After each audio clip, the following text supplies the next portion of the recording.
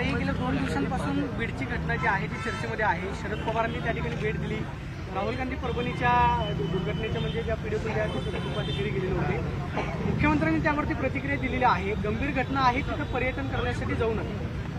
नाही, एक तर ही घटना झाल्यानंतर पहिल्यांदा ती घटना ही बाहेर मांडण्यात आली किंवा न्याय मागण्यासाठी सुरुवात कोणी केली तर ती आमचे सहकारी बजरंग आप्पा सोनवणे, संदीप क्षीरसागर, रोहित पवार, जितेंद्र आव्हाड आणि सुरेश धस आणि नमिता या सगळ्यांनी एकत्र मिळून म्हणजे माझ्या जे वाचनात किंवा तुमच्या कारण का पार्लमेंटचं सेशन चालू होतं, बजरंग आप्पांचा स्वतःचा मतदारसंघ आहे, या सगळ्यांच्याकडून आम्हाला ह्याची माहिती दिल्लीला मिळत राहिली आणि आधी कोणीच गेलं नव्हतं तिथे. बाप्पा आणि स्थानिक सगळे नेते गेले. जेव्हा तिथून आदरणीय पवारसाहेबांना सगळी माहिती मिळाली आणि जेव्हा लक्षात आलं की तिथे न्याय मिळत नाहीये, तेव्हा या देशातून पहिले तिथे जाणारे आदरणीय पवारसाहेब आणि पवारसाहेब गेल्यानंतर सगळ्याच राजकीय पक्षाचे आणि सत्तेत असलेल्या पक्षाचेही अनेक नेते तिथे गेले असं मी तुमच्या सगळ्या चॅनलवरच बघितलं. मला असं वाटतं की मी खरं तर बजरंग आप्पा सोनवणे, सुरेश धस, संदीप क्षीरसागर, रोहित पवार, जितेंद्र आव्हाड, नमिता ह्या सगळ्यांचे मनपूर्वक आभार मानते की एक संवेदनशील विषय आणि तमाम महाराष्ट्रातल्या तुमच्यासारख्या असंख्य मीडियाचे की ही घटना तुम्ही आमच्यापर्यंत आणून आम्हाला ती सांगितली. प्रचंड अस्वस्थ करणारी भयानक अशी घटना आहे. माझी महाराष्ट्र सरकारला विनंती राहील की ह्याच्यात कुठलंही राजकारण आणूया नको, पण राजकारण बाजूला ठेवून यामध्ये ही जी क्रूर घटना आहे, जी छत्रपतींच्या शाहू फुले आंबेडकरांच्या महाराष्ट्राला, सुसंस्कृत महाराष्ट्राला न शोभणारी आहे, अशी या घटनेला न्याय त्या दोन्ही कुटुंबाला, मग परभणी असेल आणि बीड असेल, यांना मिळालाच पाहिजे. आज सकाळीच तुमच्याच सगळ्या चॅनलवर मी बजरंग आप्पा सोनवणेंची आजची सकाळची प्रेस ही पाहिली. त्यांनी अनेक सूचना त्याच्यातून केलेल्या आहेत आणि मला असं वाटतं एवढं मोठं ज्यांना मॅन्डेट मिळालेलं आहे अशा महाराष्ट्राच्या सरकारने हा विषय गांभीर्याने घेतला पाहिजे आणि नुसता घेऊन उपयोग नाही, त्या दोन्ही कुटुंबाला न्याय मिळाला पाहिजे. घटनेमध्ये अंजली देशमुखांच्या मुलीचे भाषण व्हायरल होते. माझ्या वडिलांसोबत जसं झालं तसंच त्या आरोपीसोबत व्हावं, इतकी हातबलता त्यांच्या कुटुंबियाची झाली आहे. सरकारी मंत्री जातात, सगळं आश्वासनं देतात, कारवाई झिरो दिसते आहे आणि ते कुटुंबीय सुद्धा मागणी करते कारवाई करा. का कारवाई होत नाही? सगळं याचं उत्तर तुम्हाला सत्तेतल्या लोकांना विचारायला पाहिजे ना. मी विरोधी पक्षातली खासदार आहे. तुम्हाला काय वाटतं? बजरंग आप्पा बोलले ना तुमच्या सगळ्यांच्या चॅनलवर. घालतात काही एक मंत्र्यांचं नाव सातत्याने या सगळ्या गोष्टीमध्ये येते, ते पाठीमागे घालतात. मला असं वाटतं हा प्रश्न मला विचारायच्या ऐवजी तुम्ही राज्याच्या गृहमंत्र्यांना तो विचारला पाहिजे, कारण हा विषय अतिशय गंभीर आहे. मी पुन्हा सांगते की ह्याच्यात कोणीही राजकारण आणू नये. विषय अतिशय गंभीर आहे. राजकारण तो होत राहील, पण अशा बाबतींमध्ये महाराष्ट्राने सुसंस्कृत पद्धतीने आपण सगळ्यांनीच मिळून त्या कुटुंबावर होणारा अन्याय हा कुठेतरी थांबला पाहिजे आणि त्या दोन्ही कुटुंबांना, बीड असेल परभणी असेल, या दोन्ही कुटुंबांना न्याय हा मिळालाच पाहिजे. आणि त्याच्यासाठीच आज बजरंग आप्पांनी जी सकाळी प्रेस घेतली ही त्याच्यासाठीच होती. अंजली दमनचं असं म्हणणं आहे की बीडमध्ये बिना परवाना बंदुका जास्त आहेत. हो, अंजली दमानी यांची जी प्रेस होती मी तुमच्या सगळ्यांच्या चॅनलवर काल पाहिली ती, आणि अर्थातच अशी जर हा डेटा त्यांचा जर सांगत असेल, त्याच्यात एक व्हिडिओही होता. एक ग्रह कोणीतरी होते, मला माहिती नाही ते कोण आहेत, पण ते बंदूक घेऊन गोळी उडवत होतं असं तुमच्या चॅनलवरच काल दाखवण्यात आलं. आणि जर अंजलीताईंनी हा डेटा जर काढला असेल तर मला असं वाटतं महाराष्ट्र सरकारला या सगळ्याची उत्तरं द्यावी लागतील. त्यांनी अजून एक म्हटलंय की छगन भुजबळ यांना भाजपला त्यांच्या पक्षामध्ये घ्यायचंय ओबीसी चेहरा म्हणून. सध्या छगन भुजबळ सुद्धा अजित पवारांवर नाराज आहेत. स्वतः त्यांनी हे सगळं बोलून दाखवलेलं आहे. अजूनही ते वेट अँड वॉचच्या भूमिकेमध्ये आहेत. छगन भुजबळ यांच्यावर अन्याय झालेला आहे असं वाटतं तुम्हाला त्यांच्या पक्षामध्ये? एक तर भुजबळ साहेब हे राज्याचे एक वरिष्ठ नेते आहेत. ते कुठल्याही पक्षात असले तरी गेल्या 40-45 वर्षाचं त्यांचं योगदान हे महाराष्ट्र कधीच विसरणार नाही. आणि स्वतः आदरणीय पवारसाहेबांच्या अनेक संघर्षांमध्ये आज माननीय भुजबळ साहेब हे पवारसाहेबांबरोबर उभे राहिलेले आहेत, हे मी आयुष्यभर विसरणार नाही.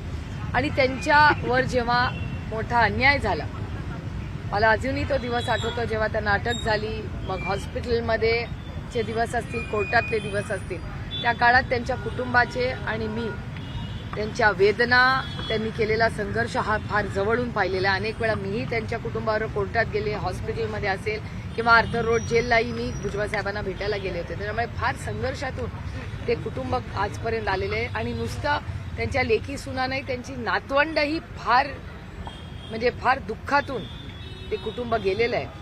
आणि मग शिवसेनेत असेल किंवा काँग्रेस, राष्ट्रवादी काँग्रेस पक्ष असेल, त्यांनी खूप संघर्ष केलेला आहे आयुष्यभर. आणि मला आठवतं की बेळगावचा जेव्हा जी लढाई होती तेव्हा ज्या पद्धतीने त्यांच्यावरही अन्याय झाला, त्यांना अटकही झाली, तेव्हा एक लढवय्या नेता म्हणून भुजबळ साहेबांकडे आपण सगळ्यांनीच देशांनी राज्यांनी पाहिलेलं आहे. त्यांनी अनेक वेळा अनेक राज्यांमध्ये जाऊन ही संघटना उभी केलेली आहे. त्यामुळे एक संघटनेतला मोठा नेता म्हणून आम्ही सगळेच भुजबळ साहेबांकडे बघतो. आणि राष्ट्रवादी काँग्रेस पक्ष एकत्र असताना भुजबळ साहेबांची जागा ही नेहमी आदरणीय पवार साहेबांच्या शेजारी असायची.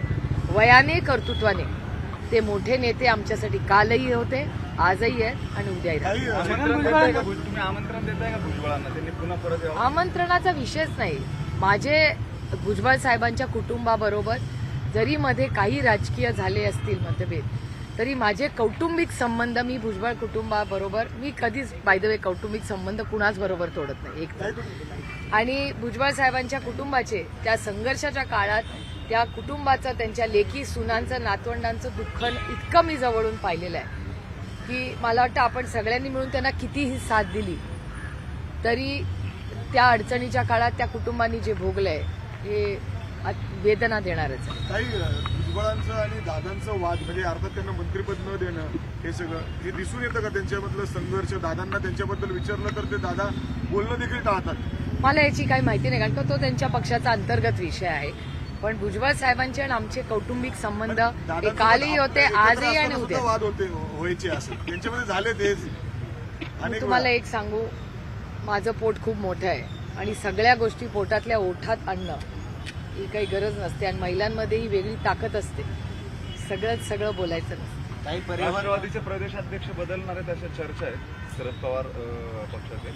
त्यात खरंच काही तथ्य का? म्हणजे नाही बाबा, मला काय माहिती नाही. आमची 8 आणि 9 तारखेला जानेवारीमध्ये मीटिंग आहे, पण हा अजेंडा मी तरी पाहिलेला नाही पक्षाच्या अजेंड्यावर. त्याच्यामुळे 8 आणि 9 तारखेला जी मीटिंग मुंबईत होईल त्याचा अजेंडा माझ्याकडे तरी अजून आलेला नाही. तो 2-3 तारखेपर्यंत येईल. पण आम्हाला 8 आणि 9 तारखेला मुंबईला यायला आम्हाला सगळ्यांना सांगितलेलं आहे मीटिंगसाठी. अजित पवार गटातल्या एका आमदारांनी दावा केला की एक मंत्रिपद शिल्लक ठेवलेलं आहे, ते मंत्रिपद जयंत पाटलांसाठी शिल्लक ठेवलेलं आहे. म्हणजे जसा निकाल लागला तसं जयंत पाटलांवरती बरेचसे प्रश्न उपस्थित केले जात आहेत. अजित पवार सुद्धा सभागृहामध्ये असं बोलले की मी प्रतिसाद देण्याचा प्रयत्न करतोय, मात्र तुमच्याकडून से येत नाहीये. जयंत पाटलांवरती या सगळ्या चर्चेचं वर्तुळ का उभं केलं? मला कसं माहिती असेल?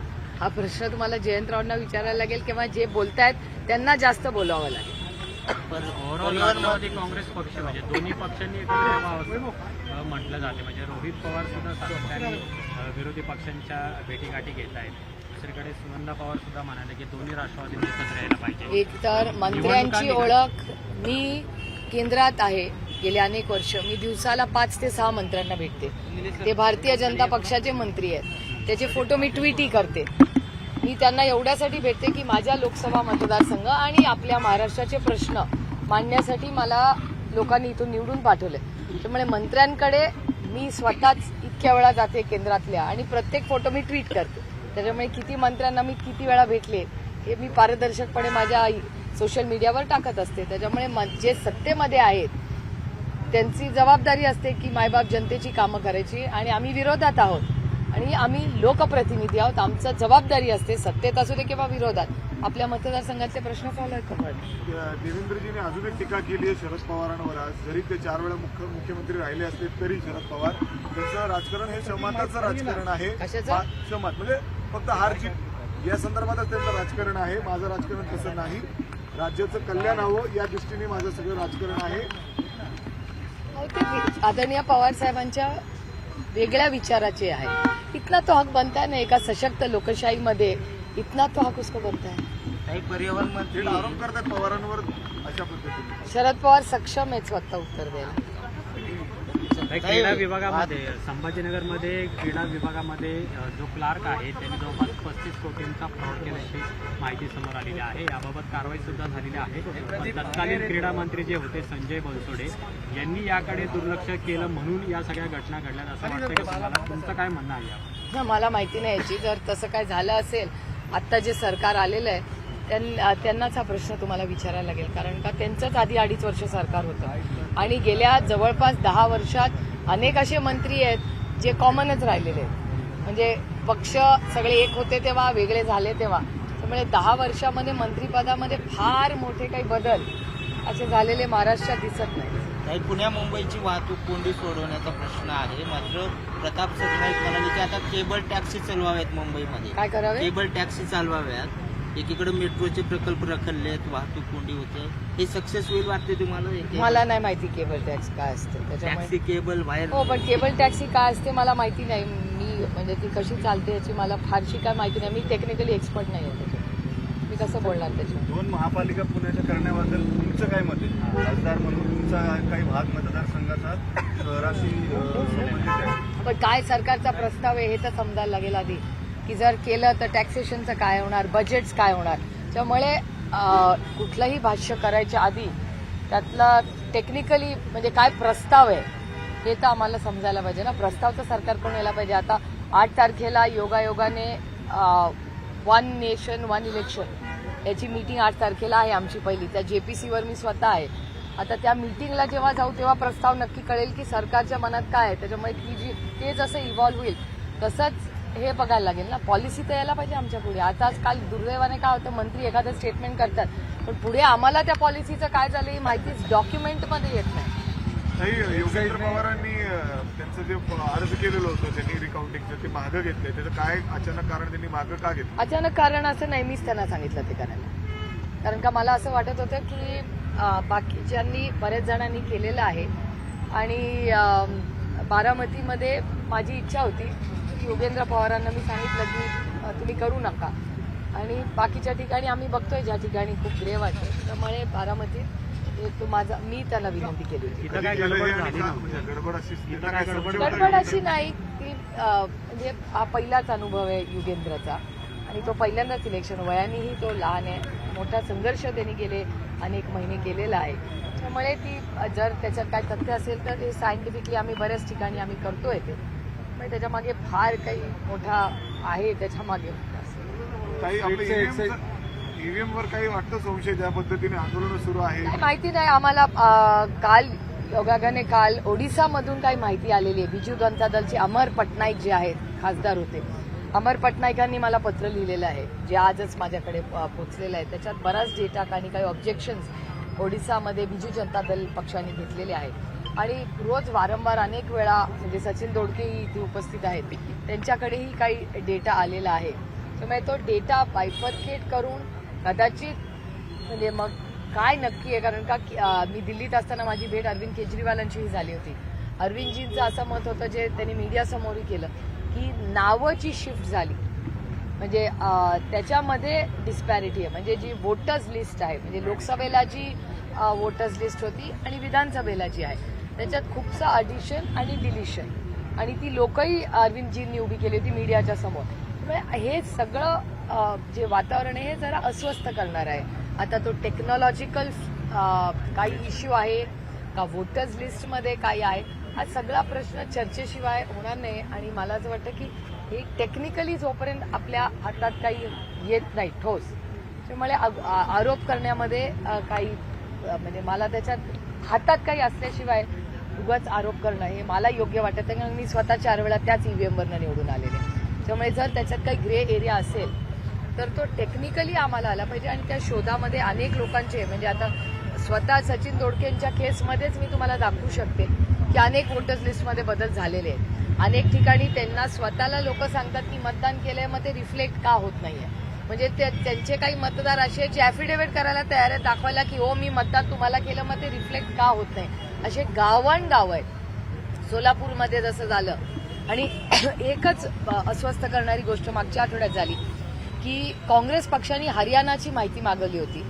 ती केस काँग्रेस पक्ष जिंकले आणि त्यांना आणखीन माहिती मिळावी याच्यासाठी ती जी ऑर्डर मिळाली त्याच्यानंतर इलेक्शन कमिशनकडून एक फॉर्म आला आणि त्याच्यातून एक फॉर्ममध्ये असा निर्णय घेतलेला आहे की आता ही डिटेल माहिती मिळणार नाही, असं तुमच्याच सगळ्यांच्या चॅनल आणि वर्तमानपत्रात आलेली बातमी आहे. त्यामुळे त्या सगळ्याचा आम्ही अभ्यासही करतोय. यांच्याकडेही काही लोक रविवारी 28 तारखेला 28 का 29ला काही नवीन लोक त्यांना भेटायला येणार आहेत, हेही त्याचा शोध घेत आहेत. बघूया काय होतं. स्टेटच्या एक्साईज डिपार्टमेंटनं एफएल टू लायसन्सची पॉलिसी रिवाईज करायचं ठरवलंय. गेले कित्येक वर्ष महाराष्ट्रामध्ये एफएल टू लायसन्स दिले जात नव्हते, आता ते दिले जातील. सकाळी संजय राऊत त्याच्यावर टीका करताना असं म्हटलेले होते की हे सरकार लाडक्या बहिणींना 1500 रुपये देण्यासाठी लाडक्या भावांना दारुडा बनवायला निघाले. नाही, ती पॉलिसी आज मीही ऐकलं की त्या पॉलिसीमध्ये नक्की काय ते करणार आहेत. त्या पॉलिसीचे डॉक्युमेंट्स मी मागवलेले आहेत की काय पद्धतीने ते होणार आहे. त्यामुळे त्याची माहिती मी स्वतः मागितली. मी उद्या तुमच्याशी बोलीन, माझ्याकडे ते हातात पॉलिसी आल्या ते खातं आहे अजितदादा. असेल ना. आज सुशासन दिवस आहे, त्यामुळं चंद्रकांत दादांनी आज मेट्रोची पाहणी केलेली, त्याच्यावर पुण्याचे प्रश्न सुटतील असं वाटतं. बघा, आता एक खूप मोठ्या मेजॉरिटीनी ते आलेले आहेत निवडून. आम्हाला मान्यच केलं पाहिजे की ज्याला इंग्रजीमध्ये ब्रूट मेजॉरिटी म्हणतात अशी त्यांना ब्रूट मेजॉरिटी मिळालेली आहे. त्याच्यामुळे काही महिने राहू दे, पण एकच आहे की एवढी ब्रूट मेजॉरिटी असताना मला अपेक्षित होतं की आतापर्यंत ते सगळे कामाला लागले असते. पण ऑब्व्हियसली रिशफल, डिपार्टमेंट्स, पालकमंत्रीपद ह्याच्यात खूप वेळ आहे. म्हणजे गंमत मला वाटली की तुमच्याच कुठल्या तरी एका चॅनलवर मी पाहिलं घरांवरची एक मोठी न्यूज चालली होती. मला खरंच कधी आठवत आहे की जेव्हा आम्ही सत्तेत असताना अशा काही चर्चा आमच्या तरी कधी कानावर आलेल्या नाही. त्याच्यामुळे कदाचित सरकार या सगळ्या गोष्टींमध्ये व्यस्त असेल. ते झाल्यावर बघूया. केंद्रामध्ये सध्या पॉपकॉर्नचा विषय लय जीएसटी काउन्सिलची जी मीटिंग झाली की त्याला आता 18% आहे. त्यामुळे आम्ही सगळ्यांना सांगितलं आता नो कॅरमल पॉपकॉर्न. पण हे दुर्दैव आहे की जीएसटी काउन्सिलमध्ये खूप मोठे आणि गंभीर विषयावर जीएसटीवर आम्हाला अपेक्षा होत्या. हे दुर्दैव आहे की जीएसटी काउन्सिल ही फायनान्स मिनिस्टर, रिझर्व्ह बँक नंतर एक सगळ्यात मोठी बॉडी आणि महत्वाची बॉडी म्हणजे जीएसटी काउन्सिल आहे. आणि त्या जीएसटी काउन्सिलच्या बद्दल ज्या पद्धतीने गेले 2-3 दिवस जे मीम्स येत आहेत हे खरंच अस्वस्थ करणार आहेत. कारण आम्ही आमचे पॉलिसी मेकिंग फार गांभीर्याने घेतो आणि त्याच्या जीएसटी काउन्सिलच्या प्रेसमध्ये जर caramelise popcorn and salted popcorn and packed and unpacked येणार असेल इट्स नॉट फनी. पुण्याचा पालकमंत्री कोणी व्हावं असं वाटतं तुम्हाला? पॉवरफुल म्हणजे दोन्ही दादा आता कामांमध्ये पुण्यातल्या कोण इफिशियंट वाटतं तुम्हाला जास्त दोघांना? नाही, माझ्या एफिशियन्सीचा प्रश्न आहे. आता देवेंद्र फडणवीस ठरवतील तो पालकमंत्री होईल. या मतदारसंघातले लोक माझ्या मतदारसंघातली कामं केंद्र सरकारमध्ये होतात आणि राज्य सरकार. पालकमंत्र्यांची गरज नाही. गरज नाही असं नाही. काय ज्या सिस्टम हॅव टू वर्क ना. कोणी तिथे बसलं तरी सिस्टम जर दादा चालली. असले की पैसे देत नाहीत खासदारांना तुमच्या असं. आता बघूया काय होतं. आता नवीन राज्य आलंय, आता बघूया काय करायला लागतं. चंद्रकांत पाटील हे पुणे जिल्ह्यात सगळ्यात मोठे लीडनी आले, म्हणजे ते दावा करू शकतात या जागेवर. आता ह्या सगळ्या प्रश्नाची उत्तरं तुम्हाला त्यांना सगळ्यांना विचारलं. मी कशी उत्तरं या सगळ्या? तुम्ही मला दिल्लीची पॉलिसीची विचारा. अरे मला कोण विचारते माझा चॉईस? आमदारांना पैसे दोघं पालकमंत्री असताना तुम्ही होतात सोबत. मला चॉईसचा विषय नाही आहे. माझा प्रश्न असा आहे की माझ्यासाठी आता सगळ्यात मोठा विषय हा देशाची इकॉनॉमी. या इकॉनॉमीमध्ये एवढा मोठा डिप झालेला आहे. तर पुढच्या इकॉनॉमी, अनएम्प्लॉयमेंट, प्राइस राईजसाठी सरकार काय करणार? एफडीआय स्लगिश झालेली आहे, त्याच्यासाठी काय करणार? डॉलर 84.35 झालेला आहे, याचं काय होणार? एवढे मोठे गंभीर विषय आहेत राज्य आणि देशाच्या.